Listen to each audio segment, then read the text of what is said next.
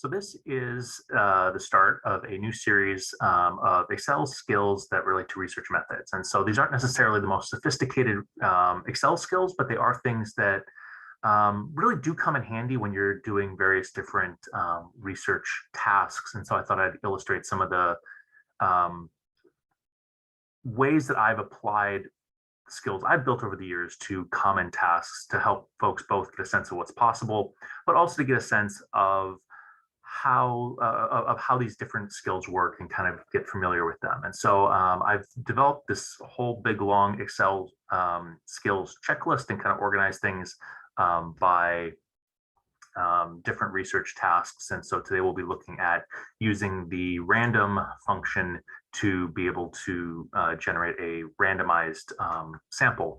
And so I'll kind of jump over here to my demo where I've got a list of 100 names. And so I can kind of scroll through there and yep, sure, there's 100 names.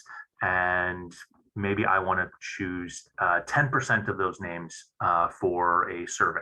Right? And I want to do that randomly because one of the nice things about randomness is that it avoids researcher bias, right? I don't want to scan through that list of names and be like, oh, Lenora Taramina, I know her and we don't get along, and so I'm not going to sample her. That kind of researcher-induced bias can mess with our sampling process and give us unreliable or biased results. And so I want some sort of process in which I'm selecting in a systematic way. And so one thing that I could do is I could go through and number these folks off: 2, 3, 4, 5, 6, 7, 8, 9, 10, and then start it over: 1, 2, 3, and just say, okay, I'm going to grab every third person, right? So all the threes get selected. And I could do that and that could work. And I've got 100 names and it would take me maybe 2 minutes or so to, punch all that in. Maybe I could speed it up by doing sort of a copy and paste kind of a thing. Or I could automate it with a formula, right? Where I could say, okay, so this one's 1, and this next one, I'm going to type an if function. We'll cover if functions later. This is just purely for illustration purposes.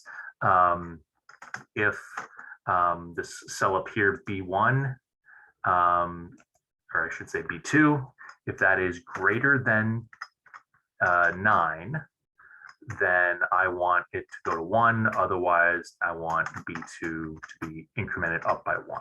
Right, so that gave me 2 there. As I copy that formula down, it counts up to 10. When it gets to 10, this formula looks at that and says, oh, well, that's greater than 9, so we should change it to 1 instead of keep counting, right? So I've automated that a little bit, and I still got the same idea, right? I grabbed every one that's a 3, and now I've got a random process.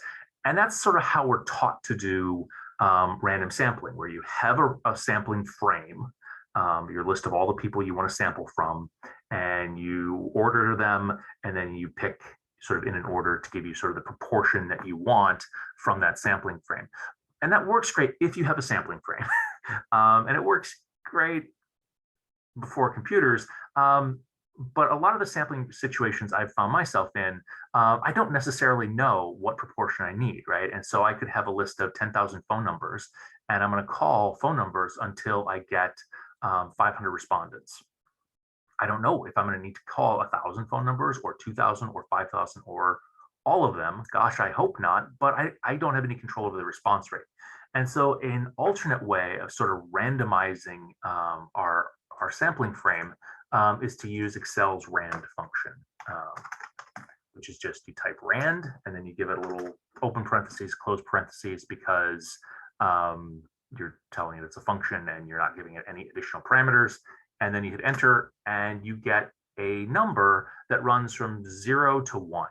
And so I did a deep dive in random number theory and generation many years ago. Excel's random number generator is not perfect. There's no such thing as a perfect random number generator. They all have their little quirks. They all basically work with the same kind of process, which is they grab a starting number based on time and feed that into a process that generates a random number, but it pretty closely approximates random. And it will be between 0 and 1, and it's a uniform distribution. What that means is that the probability of getting a 0 versus a 0.25 versus a 0.5 versus a 0.75 versus a 1, those are all the same. All right, you're going to have the equal probability across the entire distribution, right? So that's different than maybe a normal distribution where, you know, numbers are going to be kind of clustered in the center, and you're going to be more likely to get things that are close to the middle than to get things that are sort of out in the tails. So good to know, uniform distribution.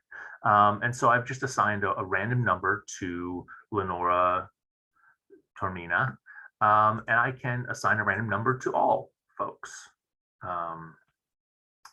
in my sampling frame. And one of the things that's maybe good and bad about Excel is that every time you sort of click into a cell and you click out of it again, it regenerates a new listing of random numbers. So what I'm going to do is I'm going to just copy that column, and I'm going to paste it using paste special.